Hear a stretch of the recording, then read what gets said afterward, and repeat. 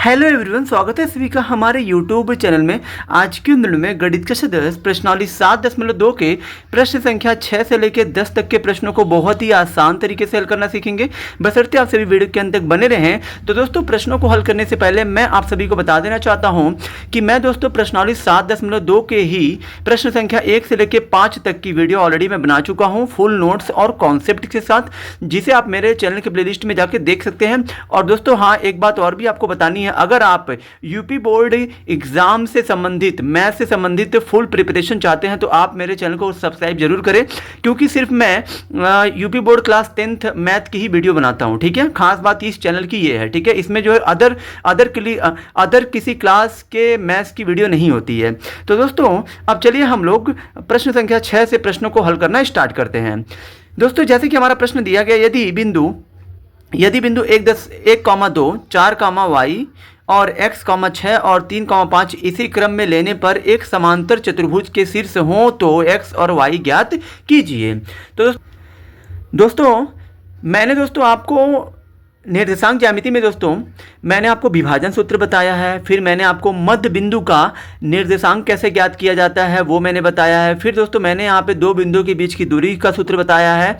और दोस्तों संरेखी होने के लिए, तीन बिंदुओं को संरेखी होने के लिए किस सूत्र का प्रयोग करते हैं वो भी मैंने बताया। यानी दोस्तों इस पूरे एक्सरसाइज में, यानी दोस्तों पूरी प्रश्नावली के लिए आपको दोस्तों 4 सूत्र पता होने चाहिए थे, जो कि मैं बता चुका हूँ। अब चलिए हम लोग प्रश्न संख्या 6वें को बहुत ही आसान तरीके से हल करते हैं। तो दोस्तों प्रश्नों को एक बार और भी पढ़ लेते हैं। यदि बिंदु 1,2, 4, y, x, 6 और 3, 5 इसी क्रम में लेने पर एक समांतर चतुर्भुज के शीर्ष हो तो x और y का मान ज्ञात कीजिए। ठीक है, यहाँ पे लिखिए हल। दोस्तों आप सभी जानते होंगे कि समांतर चतुर्भुज हमारा इस तरीके से होता है। ठीक है, इस तरीके से हमारा ये समांतर चतुर्भुज ऐसे होता है। ठीक है, इस तरीके से कह रहा है कि 1,2 मतलब ये आपका 1 है, फिर 2 है। ठीक है, फिर ये आपका 4, y है। ठीक है, फिर ये आपका x, 6 बोला है, फिर ये आपका बोला है 3, 5। कह रहा है कि क्रम से लेने पर, मतलब पहले पे ये लिया गया, फिर इसके बाद इसको लिया गया, फिर जो इसके बाद इसको लिया गया। ठीक है, क्रम से लेने पर, इसी क्रम में लेने पर एक समांतर चतुर्भुज के शीर्ष हो। तो दोस्तों ये चारों जो है ना, इस जो है समांतर चतुर्भुज के शीर्ष हैं। शीर्ष आप सभी जानते होंगे कि दो रेखाखंडों का जो कॉमन पॉइंट, यानी कि जो उभयनिष्ठ बिंदु होता है, उसी को हम लोग शीर्ष कहते हैं। जैसे कि दोस्तों मान लीजिए ये एक रेखाखंड हो गई, ये एक रेखाखंड हो गई, ये दोनों आकर कहाँ पे मिल रहे हैं, यहाँ पे, तो ये एक शीर्ष हो गया। ये दोनों भी यहाँ पे आके मिल रहे हैं, तो ये भी एक शीर्ष हो गया, ये भी एक शीर्ष हो गया, ये भी एक शीर्ष हो गया।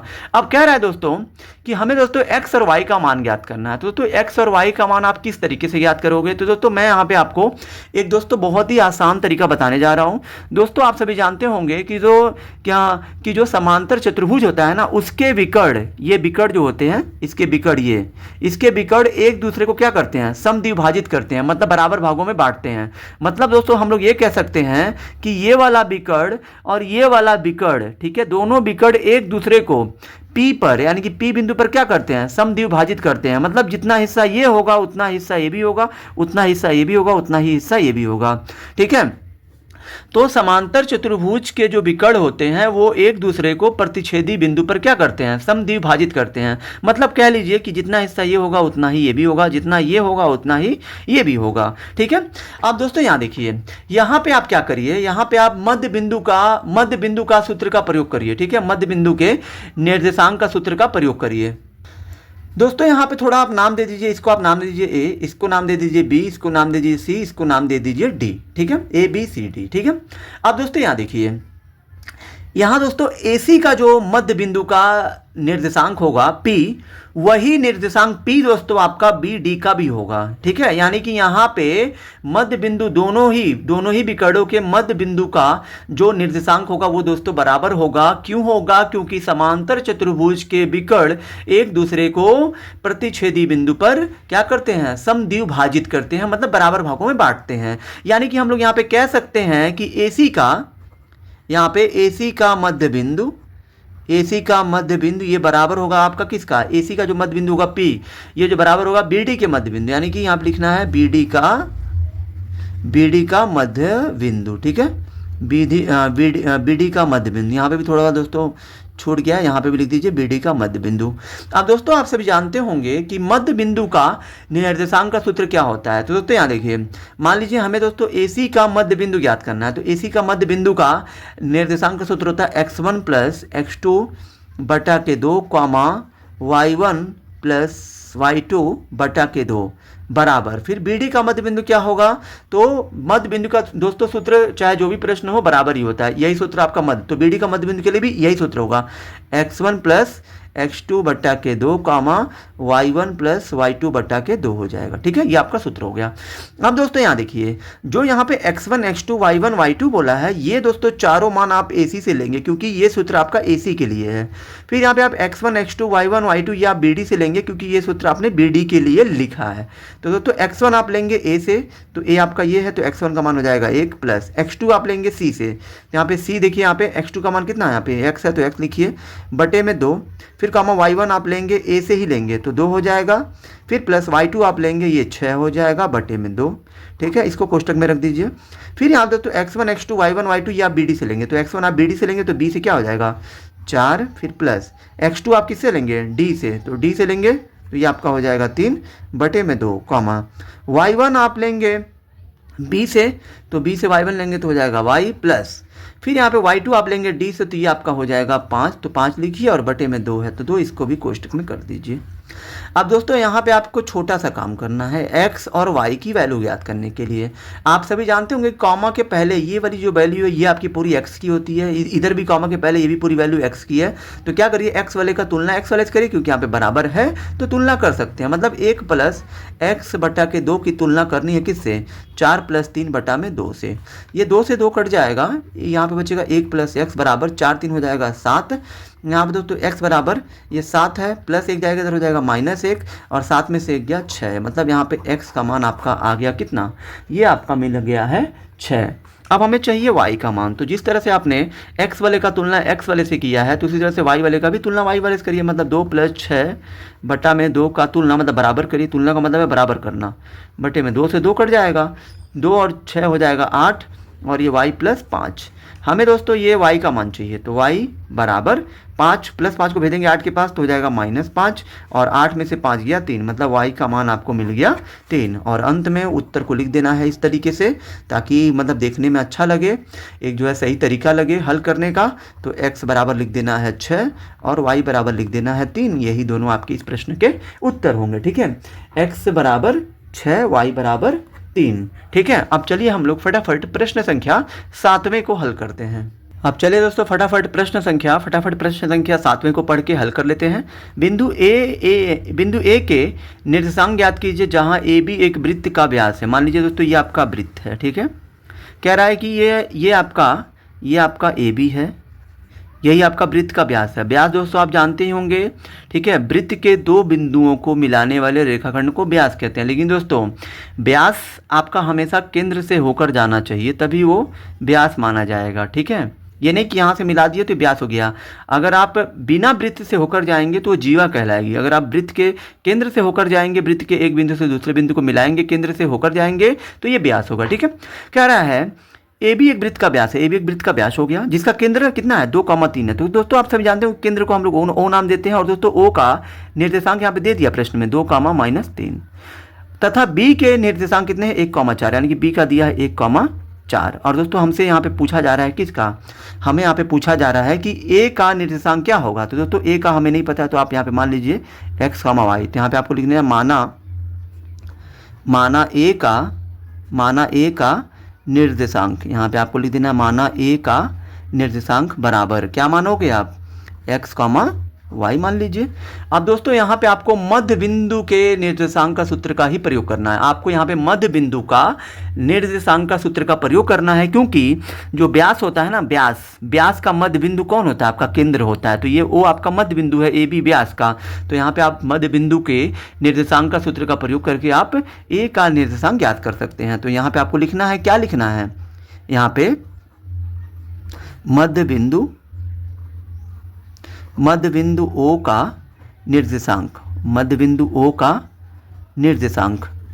आपका यहाँ पे ए बी का मध्य बिंदु ओ है, तो ओ का निर्देशांक का सूत्र क्या होता है x1 + x2 बटा के 2, y1 प्लस y2 बटा के 2 होता है। ठीक है, यहाँ पे देखिए माना बिंदु मध्य बिंदु O का निर्देशांक हमारा दे दिया है, तो कितना दिया है 2,3, तो यहाँ पे आप 2,-3 रख दीजिए। और यहाँ पे x1 x2 y1 y2 ये आप a और b से ही लेंगे। ठीक है, तो x1 का मान क्या हो जाएगा, यहाँ पे x हो जाएगा, प्लस x2 का मान आप लेंगे b से, तो x2 का मान हो जाएगा 1/2 कॉमा y1 का मान ये आपका हो जाएगा y प्लस y2 का मान ये हो जाएगा 4 हो जाएगा 2। इसको भी कोष्टक में कर लीजिए। अब दोस्तों यहाँ पे आपको लिखना है, यहाँ ये कॉमा से पहले आपका x का मान होता है, तो इधर भी कॉमा से पहले ये पूरा आपका x का ही है, तो यहाँ पे क्या करिए x वाले का x वाले से तुलना करिए, मतलब 2 का बराबर कर लीजिए x प्लस 1/2 के इसको इसके बराबर कर लीजिए। इसके लिए कुछ नहीं तो 1 है, तिरछा गुणा कर लीजिए, 1 का गुणा x प्लस 1 में, तो x प्लस 1 ही होगा, बराबर 2 गुना हो जाएगा 4। हमें चाहिए x का मान, तो x बराबर 4 प्लस जाएगा इधर हो जाएगा माइनस, यानी कि x का मान यहाँ पे आ गया 4 में से 3 गया, सॉरी यहाँ पे प्लस 1 गया तो हो जाएगा -1, 4 में से 1 गया यहाँ पे हो जाएगा आपका 3, यानी कि x का मान यहाँ पे आ गया 3। अब दोस्तों यहाँ पे आप y वाले का तुलना y वाले से करिए, मतलब -3 बराबर लिखिए y प्लस 4 बटे में कितना 2 है तो 2, ये आपका y वाला है, ये भी आपका y वाला है। ठीक है, इसके जो कुछ नहीं तो एक कर लीजिए, 1 का गुणा y प्लस 4 में करिए तो y प्लस 4 ही होगा। दोस्तों आपको पता चल रहा है ना कि हम जो है क्यों तिरछा गुणा कर रहे हैं। तिरछा गुणा तभी होता है जब दोनों पक्षों में कुछ नहीं हल होता है। ठीक है, अब 2 का गुणा -3 में करिए तो -6 हो जाएगा, y बराबर -6 प्लस जाएगा इधर हो जाएगा -4, y बराबर -6 -4 -10 हो जाएगा। ये आपका y का मान हो गया, यानी कि आपको क्या बताना था, a का निर्देशांक प्रश्न पूछा था, तो यहाँ पे a का निर्देशांक यहाँ पे आपको लिखना है a का निर्देशांक बराबर, दोस्तों आपने क्या माना था, एक्स वाई माना था, तो x का मान आ गया 3 और y का मान आ गया -10 और यही आपका a का निर्देशांक होगा, यानी कि यही आपके इस प्रश्न का उत्तर होगा। ठीक है, अब चलिए हम लोग फटाफट प्रश्न संख्या 8वें को हल करते हैं। अब चलिए दोस्तों हम लोग प्रश्न संख्या 8वें को बहुत ही आसान तरीके से हल कर लेते हैं। इस प्रश्न में दोस्तों आपका विभाजन सूत्र का प्रयोग होगा। विभाजन सूत्र को दोस्तों मैंने बहुत ही अच्छे तरीके से बता दिया है कि बिना रटे आप उसे कैसे लिख सकते हैं, आसान तरीके से कैसे आप अपने माइंड में रख सकते हैं, वो भी मैं इसके पहले की वीडियो में मैं बता दिया हूँ, लेकिन कोई बात नहीं, इस वीडियो में भी मैं आपको वो बता दूंगा। ठीक है, हमारा 8वां क्वेश्चन है, यदि a और b क्रमशः -2, ठीक है, और 2, -4 हो तो बिंदु P के निर्देशांक ज्ञात कीजिए ताकि AP बराबर 3/7 AB हो और P रेखाखंड AB पर स्थित हो। मान लीजिए दोस्तों ये आपका एक रेखाखंड है, ये A है, ये आपका B है। कह रहा है कि जो P है, P वो रेखाखंड AB पर स्थित है, AB पे ही है P। अब ये कहाँ है हमें नहीं पता, मान लीजिए यहाँ पे हो सकता है P की लोकेशन ये हो सकती है। अब बोला है कि P का निर्देशांक बताइए, तो P का निर्देशांक हमें नहीं पता, तो अब क्या मान लोगे, x, y। अब दोस्तों यहाँ देखिए AB पर कौन स्थित है, P है, लेकिन ये बीच में नहीं है, ये जो है AB पे कहीं पे भी हो सकता है। तो दोस्तों अगर ये P बीच में होता तब तो एकदम अगर बीच में होता तो हम लोग यहाँ पे मध्य बिंदु का निर्देशांक वाला सूत्र प्रयोग करते हैं, लेकिन यहाँ पे P क्या है, ये P यहाँ पे AB पर स्थित है बोला है। तो दोस्तों इस कंडीशन में आपको विभाजन सूत्र का ही प्रयोग करना है, क्योंकि P क्या कर रहा है, P जो है AB को विभाजित कर रहा है। कहीं पे भी आ गया तो मान लीजिए बाटी तो दिया, मान लीजिए A से लेके P तक कोई और हिस्सा हो गया, P से ले B तक कोई और हिस्सा हो गया, मतलब ये 2 टुकड़े में बढ़ चुका है। लेकिन ये हर एक टुकड़ा कितने हिस्सों में बटा है, उसका मान कितना है ये हमें नहीं पता है, लेकिन हाँ ये हम ज्ञात कर सकते हैं कि A से लेके P तक कितना हिस्सा है और P से लेके B तक कितना हिस्सा है। क्योंकि दोस्तों अगर हमें P का निर्देशांक बताना है तो P जो है A और B को कितने के अनुपात में बांट रहा है वो हमें पता होना चाहिए। मतलब हमें यहाँ पे अनुपात पता होना चाहिए कि A से लेके P तक कितना हिस्सा है और P से लेके B तक कितना हिस्सा है। तो दोस्तों ये आपको कैसे मिलेगा, तो यहाँ से देखिए, यहाँ हमारा प्रश्न में दिया हुआ है AP बराबर कितना दिया, 3/7 AB है। AB दोस्तों 3/7 के साथ किस रूप में है, गुणे के रूप में है। तो क्या दोस्तों यहाँ पे AP है, ये AB को ला सकते हैं, इधर गुणा आएगा, उधर क्या हो जाएगा बटे में हो जाएगा, AB बराबर में बचेगा 3/7। तो दोस्तों यहाँ से आप क्या समझते हैं, यहाँ पे आप ये दिखता है कि AP का हिस्सा ये 3 हो गया, मतलब AP आपका 3 है और दोस्तों यहाँ पे AB आपका ये 7, नीचे वाले का नीचे वाला है, यानी कि AB का हिस्सा 7 है। मतलब कुल मिला जुला के मतलब दोस्तों हम लोग कह सकते हैं यहाँ पे कि A से लेके P तक 3 हिस्सा है और दोस्तों A से लेके B तक ये पूरा आपका 7 हिस्सा है, ये पूरा AB 7 है। तो ये बताइए दोस्तों अगर ये AB पूरा 7 है, AB यहाँ से लेके यहाँ तक पूरा 7 है, अगर हम यहाँ पे AP को AP को मतलब 3 को अगर हम पूरे में से 7 में से घटा दें तो क्या हमको P से लेके B तक नहीं मिल जाएगा।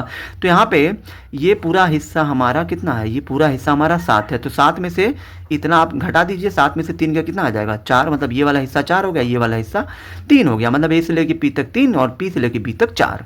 यानी कि दोस्तों हम यहाँ पे कह सकते हैं कि अगर आपको PB चाहिए, क्या चाहिए, PB चाहिए, तो PB के लिए क्या करना पड़ेगा, AB में से घटाना पड़ेगा किसको, AP को।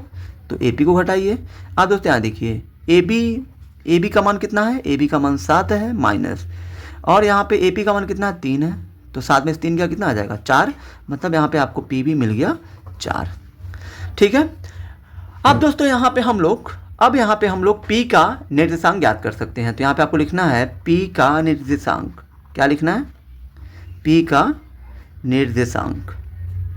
तो दोस्तों P का निर्देशांक अगर हमें ज्ञात करना है तो दोस्तों यहाँ पे आपको विभाजन सूत्र का प्रयोग करना है, क्योंकि P क्या कर रहा है, P AB को 3 और 4 के हिस्सों में बांट रहा है। जब दोस्तों कोई भी किसी भी रेखाखंड को अगर कोई बिंदु 3, 4 चाहे कितने के भी हिस्सों में बांटे तो उस बिंदु का निर्देशांक ज्ञात करने के लिए आपको विभाजन सूत्र का ही प्रयोग करना है, क्योंकि ये जो है अनुपात है 3 और 4 के अनुपात में बांट रहा है P।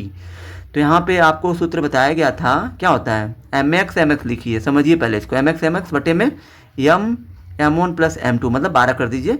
दोस्तों इसको जो है दे दीजिए ये 12 और ये 21 कर दीजिए, बीच में प्लस कर दीजिए, मतलब mx लिख के 12 21, ठीक है, बीच में प्लस रहेगा नीचे भी।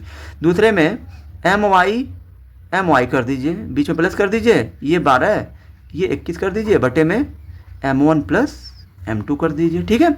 अब दोस्तों यहाँ देखिए M1 M2 पता है आपका कौन होता है, M1 M2 दोस्तों वही होता है जिसका निर्देशांक आप ज्ञात कर रहे हो। जैसे कि हमको P का ज्ञात करना है तो हमें ये पता होना चाहिए कि P जो है जिस रेखाखंड पर है उस रेखाखंड को कितने के अनुपात में बांट रहा है। तो दोस्तों यहाँ पे आपको लिखना है M1 संबंधे M2, मतलब अनुपात आपका क्या हो जाएगा, P जो है 3, 4 में बांट रहा है तो 3 संबंधे 4 के अनुपात में बांट रहा है P, तो ये अनुपात आपका हो जाएगा 3 संबंधे 4। इसमें दोस्तों अनुपातों को M1 संबंधे M2 से दर्शाया जाता है। तो M1 संबंधे M2 का मान 3 संबंधे 4 है, तो M1 का मान ये 3 हो जाएगा, M2 का मान 4 हो जाएगा। M1 की जगह पे 3 रखिए, गुणे x1 x2 y1 y2 ये आपको इसी से लेना है, A और B से ही लेना है। ठीक है, जो आपका प्रश्न में A और B का निर्देशांक जो दिया हुआ है, तो आपका प्रश्न में A दिया है -2 -2 और B आपका दिया है 2 -4। ठीक है। यहाँ दोस्तों x2 का मान आप किससे लोगे, x2 का मान आप लोगे B से, तो कितना हो जाएगा 2 प्लस m2 का मान क्या हो जाएगा, m2 का मान यहाँ पे हो जाएगा 4 गुणे x1 का मान कितना हो जाएगा, x1 का मान ये हो जाएगा आपका -2 बटे में m1 प्लस m2, मतलब m1 m2 3 और 4 है, 3 4 लिखिए, कामा m1 का मान 3 हो गया।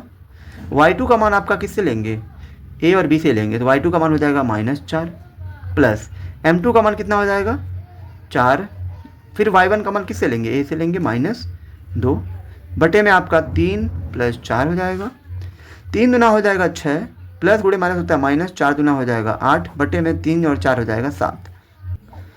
और दोस्तों ये आपका माइनस है तो माइनस, 3 चौके हो जाएगा 12 प्लस गुणे माइनस होता है माइनस, 4 दुना होता है 8 बटे में 3 और 4 हो गया 7। अब दोस्तों यहाँ देखिए 6 में से 8 नहीं जाएगा, उल्टा घटाएंगे तो माइनस लगेगा, 8 में से 6 गया 2 बटे में 7 और कामा -12 -8 -20 और बटे के 7। यानी कि दोस्तों हमें बताना था P का निर्देशांक जो आपका प्रश्न पूछा था। तो दोस्तों ये अब इसके आगे कुछ कटेगा पीटेगा नहीं, तो यही आपका इस प्रश्न का उत्तर होगा। ठीक है। अब चलिए हम लोग फटाफट प्रश्न संख्या 9 को हल कर लेते हैं। प्रश्न संख्या 9 को हल करते हैं। जैसे कि हमारा क्वेश्चन नंबर 9 दिया गया है, बिंदुओं A -2, और B 2, 8 को जोड़ने वाले रेखाखंड AB को 4 बराबर भागों में विभाजित करने वाले बिंदुओं के निर्देशांक ज्ञात कीजिए। जैसे कि मान लीजिए दोस्तों ये आपका एक रेखाखंड है, ठीक है, कह रहा है A और B को जोड़ने वाले, ये आपका A है और ये आपका B है। तो मान लीजिए तो AB को हमने जोड़ दिया, अब इससे एक रेखाखंड बन गया AB। कह रहा है कि A का निर्देशांक कितना दिया आपका प्रश्न में, -2, दिया है। फिर B का कितना दिया है, यहाँ पे दिया है 2, 8 दिया है। अब कह रहा है कि AB को 4 बराबर भागों में विभाजित करने वाला है। तो दोस्तों AB को 4 बराबर भागों में कौन विभाजित करेगा, वो हमें नहीं पता है कि कौन करेगा, लेकिन हाँ उनके निर्देशांक हमसे पूछा गया क्या होंगे। तो हम यहाँ पे मान लेते हैं कि AB को मान लीजिए यहाँ पे P1, यहाँ पे P2 और यहाँ पे आपका P3। ये 3 ऐसे बिंदु होंगे P1 P2 P3 जो AB को 4 बराबर भागों में बांटेंगे। जैसे कि देखिए यहाँ पे 1 हिस्सा, 2 हिस्सा, 3 हिस्सा, 4 हिस्सा। ठीक है ना, ये आपका 4 हिस्सा। यहाँ से यहाँ तक 1 हिस्सा, 2 हिस्सा, 3 हिस्सा, 4 हिस्सा है। ठीक है। अब दोस्तों यहाँ देखिए, अब हमें यहाँ पे P1 का निर्देशांक बताना है। ठीक है, फिर हमें P2 का बताना है, फिर हमें P3 का बताना है। तो दोस्तों आपको घबराना नहीं है, आपको पहले ये देखना है कि हमें जिसका भी निर्देशांक ज्ञात करना है, पहले हमें ये पता करना है कि वो किन दोनों बिंदुओं के बीच में आ रहा है। तो वो ठीक है, तो ये हमारा किन दोनों बिंदुओं के बीच में आ रहा है। तो दोस्तों P1 हमारा किसके बीच में आ रहा है, A और P2 के बीच में आ रहा है। फिर ये P2 किसके बीच में आ रहा है, A और B के बीच में। देखिए यहाँ पे ठीक बीच में आ रहा है ये, क्योंकि 2 हिस्सा, 1 हिस्सा, 2 हिस्सा इधर है, 2 हिस्सा इधर है। देखिए P2 बीच में आ रहा है। और P3 किसके बीच में आ रहा है, P2 और PB के बीच में आ रहा है। इन दोनों के बीच में P3 आ रहा है। तो दोस्तों मैं यहाँ पे आपको बहुत ज़्यादा कठिन स्तर तक न ले जाकर मैं यहाँ पे आपको सिंपल तरीके से बताऊँगा, जिसमें आपको कम सूत्र का प्रयोग करना पड़े और कम लिखना पड़े। तो दोस्तों पहले आप क्या करिए, पहले आप P2 का निर्देशांक ज्ञात कर लीजिए। इसका P2 का ज्ञात तो हमको तीनों का करना है, लेकिन पहले मैं P2 का ज्ञात कर रहा हूँ। क्यों ज्ञात कर रहा हूँ अभी आपको पता चल जाएगा। तो दोस्तों P2 क्या है, P2 AB का मध्य बिंदु है। तो दोस्तों यहाँ पे आप मध्य बिंदु के निर्देशांक का सूत्र का यूज करेंगे तो आप P2 को आसानी तरीके से निकालेंगे। अगर आप विभाजन सूत्र का प्रयोग करेंगे तभी भी हम ज्ञात कर सकते हैं, लेकिन दोस्तों विभाजन सूत्र में आपको दोस्तों बहुत ज़्यादा लंबा चौड़ा लिखना पड़ता है। आपको जो अनुपात ज्ञात करना पड़ेगा, फिर आपको मान उसमें रखना, हल करना। तो दोस्तों मध्य बिंदु के निर्देशांक वाले सूत्र से ये दोस्तों आसानी से हल हो जाएगा चुटकियों में। ठीक है, तो यहाँ पे आपको लिखना है कि यहाँ P2 क्या है, P2 AB का मध्य बिंदु है। P2 AB का मध्य बिंदु है, इसलिए P2 का निर्देशांक, किसका, P2 का निर्देशांक यहाँ पे हम निकाल सकते हैं आसानी से, क्योंकि P2 क्या है, P2 जो है AB का मध्य बिंदु है। तो दोस्तों मध्य बिंदु जब ये P2 है तो P2 का निर्देशांक कैसे निकलेगा, तो फिर यहाँ पे हम मध्य बिंदु के निर्देशांक वाला सूत्र प्रयोग करेंगे। क्या होता है, x1 प्लस x2 बटा के 2 कॉमा y1 प्लस y2 बटा के 2। ठीक है। अब दोस्तों यहाँ देखिए x1 x2 y1 y2 ये आपको AB से ही लेना है, क्योंकि P2 क्या है, A और B के बीच में है ना। तो यहाँ पे x1 का मान हो जाएगा -2 प्लस x2 का मान हो जाएगा आपका ये 2 बटे में 2 कॉमा y1 का मान कितना हो जाएगा, y1 का मान आपका हो जाएगा यहाँ पे 2 प्लस y2 का मान हो जाएगा आपका 8 और बटे में 2। यहाँ दोस्तों -2 प्लस 2 खत्म हो जाएगा, 0 हो जाएगा, 0 बटा के 2, 8 2 हो जाएगा 10 बटा के 2। ठीक है। यहाँ पे अगर आप इसको हल करोगे तो यहाँ देखिए 2 से 0 में भाग दीजिए, 0 आ जाएगा, और 2 से 10 काटेंगे 5 बार में। मतलब दोस्तों यहाँ पे P2 का निर्देशांक हमें मिल गया 0,5। ठीक है, इसका हमें मिल चुका है। अब हमें P1 और P3 का भी ज्ञात करना, तब जाके ये प्रश्न पूरी तरह से हल होगा। अब दोस्तों यहाँ पे लिखना है, चूँकि P1 क्या है, P1 जो है ना, ये P1 ये दोस्तों A और P2 के बीच में है एकदम। P1 A P2 का मध्य बिंदु है। यहाँ पे आपको लिखना है मध्य बिंदु है। ठीक है, इसलिए P1 का निर्देशांक बराबर वही आपको P1 क्या है, P1 जो है, P1 ये आपका P1 A और P2 के बीच में है, तो मध्य बिंदु में है, तो मध्य बिंदु के निर्देशांक का सूत्र का प्रयोग करें। क्या होता है, x1 प्लस x2 बटा के 2 कॉमा y1 प्लस y2 बटा के 2 हो जाएगा। यहाँ दोस्तों x1 x2 y1 y2 ये अब आपको A और P2 से लेना है। ठीक है, तो फिर यहाँ पे देखिए x1 आप किससे लोगे, x1 आप लोगे A से, तो हो जाएगा -2 प्लस x2 आप लेंगे किससे, अब आप लेंगे P2 से, क्योंकि P1 इन दोनों के बीच में है, तो इससे आपको लेना पड़ेगा। x2 का मान हो जाएगा 0। ठीक है, बटे में 2 है तो 2 लिखिए कॉमा y1 का मान आपको लेना है A से, यहाँ पे देखिए 2 है तो 2 लिखिए, प्लस y2 का मान आपका हो जाएगा 5, तो 5 लिखिए, बटे में हो जाएगा 2। ठीक है, अब यहाँ देखिए -2 और प्लस 0 को जोड़ेंगे तो -2 हो जाएगा, बटे में 2, 5 और 2 हो जाएगा 7 बटा में 2। और दोस्तों जब इसको आप हल करोगे तो 2 से 2 कट जाएगा, मतलब -1 आएगा, और ये 7 बटा के 2 ही रहेगा। ठीक है, तो यानी कि यहाँ पे आपका P1 का भी निर्देशांक आपको मिल चुका है, ये आपका हो जाएगा -1,7 बटा 2 होगा। यानी कि यहाँ पे आपको P1 का ये मिल चुका है -1, 7/2। अब दोस्तों हमें चाहिए P3 का। तो दोस्तों P3 का तो हम लोग ज्ञात कर सकते हैं अब जो आसानी से, क्योंकि P3 जिस तरह से P1 A और P2 के बीच में था, उसी तरह से P3 क्या है, P2 और B के बीच में है, इन दोनों के बीच में है ये। अब दोस्तों यहाँ पे आपको लिखना है, चूंकि P3, ये P3 जो है ना, P3 P2 और B यानी कि P2 B का मध्य बिंदु है, इसलिए यहाँ पे आपको लिखना है, इसलिए P3 का निर्देशांक बराबर आपका क्या होता है, x1 plus x2/2 y1 plus y2/2 हो जाएगा। यहाँ दोस्तों x1 x2 y1 y2 ये आपको P2 और B से ही लेना है, ठीक है। तो x1 का मान यहाँ पे आप लेंगे तो हो जाएगा 0, प्लस x2 का मान ये आपका हो जाएगा 2/2, y1 का मान आपका हो जाएगा क्या, 5, फिर प्लस y2 का मान ये हो जाएगा आपका 8/2। 2 में 0 जोड़ेंगे तो 2 ही होगा, 2/2, 8 5 13/2, 2 से 2 कटेगा एक बार में, 1, 13/2। यानी दोस्तों P3 का भी आ गया। तो दोस्तों अब आपको यहाँ पे लिख देना है, तो दोस्तों यहाँ पे आपका P3 का भी आ गया 1, 13/2, यानी कि P3 का भी आ गया 1, 13/2, ठीक है। तो यहाँ पे आपको आंसर में लिख देना है। आंसर में आप क्या आप करोगे, लिखना है आपको, अतः इस प्रकार P1 P2 और P3 के निर्देशांक हमें क्या होंगे हमारे, देखिए यहाँ पे P1 का आया -1/7/2, यहाँ पे लिख देना आपको -1, 7/2, फिर P2 का मान कितना आया, तो P2 का मान देखिए यहाँ पे 0,5, और P3 का मान कितना है, तो P3 का आपका है 1, 13/2, यानी कि 1, 13/2। इस प्रकार यही हमारे क्या होंगे, AB को 4 बराबर भागों में विभाजित करने वाले बिंदु P1 P2 P3, ये तीनों क्या होंगे, इन तीनों के निर्देशांक होंगे। वही हमारा प्रश्न में पूछा था और यही हमारे इस जो प्रश्न के उत्तर होंगे, ठीक है। अब चलिए हम लोग फटाफट प्रश्न संख्या 10वें को हल करते हैं। अब दोस्तों हमारा प्रश्न संख्या 10वां है, एक समचतुर्भुज का क्षेत्रफल ज्ञात कीजिए, ठीक है, जिसके शीर्ष इसी क्रम में 3, 0, 4, 5, -1, 4 और -2, -1 है। संकेत है, समचतुर्भुज का क्षेत्रफल बराबर क्या होता है, 1/2 उसके विकर्णों का गुणनफल होता है, ठीक है। अब यहाँ पे आप एक बना लीजिए समचतुर्भुज इस तरीके से, ठीक है। ये आपका समचतुर्भुज है। समचतुर्भुज दोस्तों वही होता है जिसकी चारों भुजाएं बराबर होती हैं, ठीक है। लेकिन दोस्तों ये दोस्तों थोड़ा सा ऐसे तिरछा होता है, ठीक है। अब दोस्तों यहाँ देखिए समचतुर्भुज की चारों भुजाएं बराबर होती हैं। कह रहा है कि जिसके शीर्ष दोस्तों दे दिए गए हैं, मान लीजिए इनको दोस्तों नाम दे दीजिए, ये आपका A है, ये आपका B है, ये आपका C है, ये आपका D है, ठीक है। A का मान लीजिए दोस्तों निर्देशांक ये 3, 0 वाला है।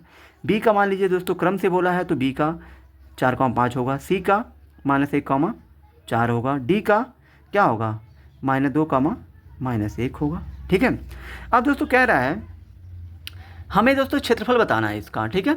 और यहाँ पे संकेत में आपको दोस्तों प्रश्न में बोला भी है कि संकेत का मतलब ये है कि आपको इस सूत्र बता भी दिया है कि आप समचतुर्भुज का क्षेत्रफल का सूत्र नहीं जानते हैं तो जान लीजिए, 1/2 कोष्टक में उसके विकर्णों का गुणनफल। मतलब दोस्तों हमें विकर्णों का गुणनफल अगर हम कर दें और बाहर तो 1/2 होता ही है, तो हमें इस प्रकार से इसका क्या मिल जाएगा, क्षेत्रफल।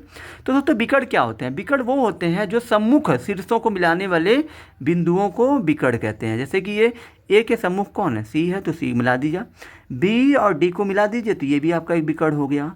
तो दोस्तों यहाँ पे अगर हम AC विकर्ण और दोस्तों BD विकर्ण को अगर हम ज्ञात कर लें, मतलब कुल मिला जुला के कहने का मतलब ये है कि अगर हम AC की लंबाई मतलब AC की दूरी और BD की लंबाई का मतलब है कि BD की दूरी अगर हम ज्ञात कर लें तो हमें दोनों विकर्णों का मान मिल जाएगा। और जब ये दोनों विकर्णों का मान मिल जाएगा, इसका और इसका, तो हम आसान तरीके से इनका क्षेत्रफल निकाल सकते हैं, ठीक है। अब दोस्तों यहाँ देखिए, पहले हम लोग ज्ञात कर लेते हैं AC, ठीक है। AC विकर्ण की लंबाई, AC विकर्ण की लंबाई।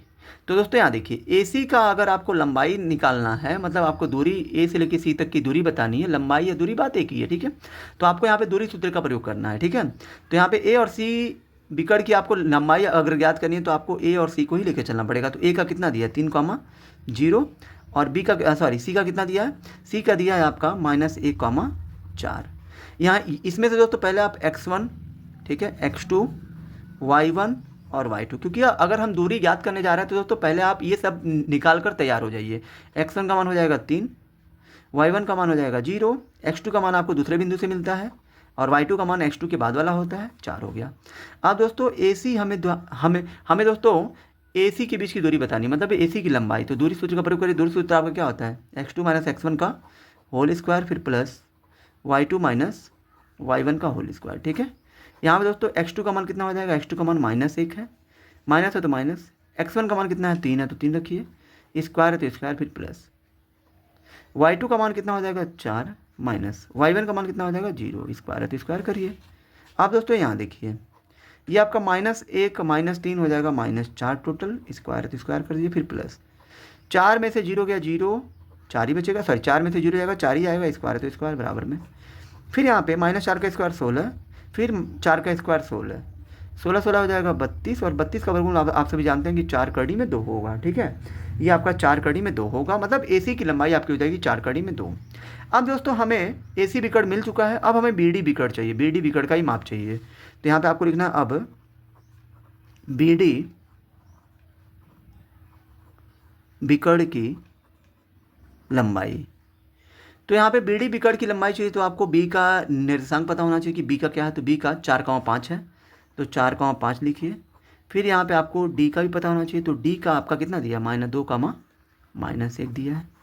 अब दोस्तों यहाँ पे हमें x1 x2 y1 y2 चाहिए।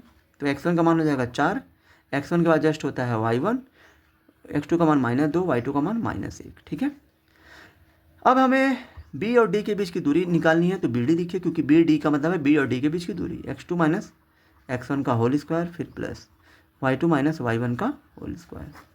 यहाँ दोस्तों x2 का मान कितना हो जाएगा, -2 माइनस x1 का मान हो जाएगा 4, स्क्वायर तो स्क्वायर करिए फिर प्लस y2 का मान कितना है 5 है, माइनस y1 का मान कितना है, y1 का मान कितना है, सॉरी y2 का मान आपका -1 है, तो यहाँ पे -1 लिखिए, माइनस है तो माइनस, y1 का मान कितना 5 है तो 5 लिखिए। ठीक है, अब दोस्तों यहाँ देखिए ये आपका -2 -4 -6 का स्क्वायर हो जाएगा फिर प्लस -1 -5 -6 का स्क्वायर हो जाएगा।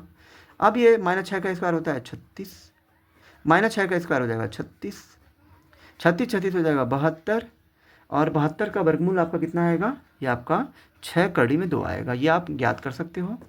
अब दोस्तों अब समचतुर्भुज का क्षेत्रफल हम लोग ज्ञात कर सकते हैं। तो समचतुर्भुज का क्षेत्रफल बराबर क्या होता है, 1/2 कोष्टक में होता है उसके विकर्णों का गुणनफल, यानी कि विकर्णों का गुणनफल करना है। तो विकर्ण आपका पहला कितना है 4 कड़ी में 2, गुणनफल करना है मतलब गुणा करना है दूसरा वाला विकर्ण। तो विकर्ण हमारे यही दोनों हैं, 4 कड़ी में 2 और 6 कड़ी में 2, इन दोनों का गुणनफल कर देना है। उसके गुणनफल का मतलब ये है।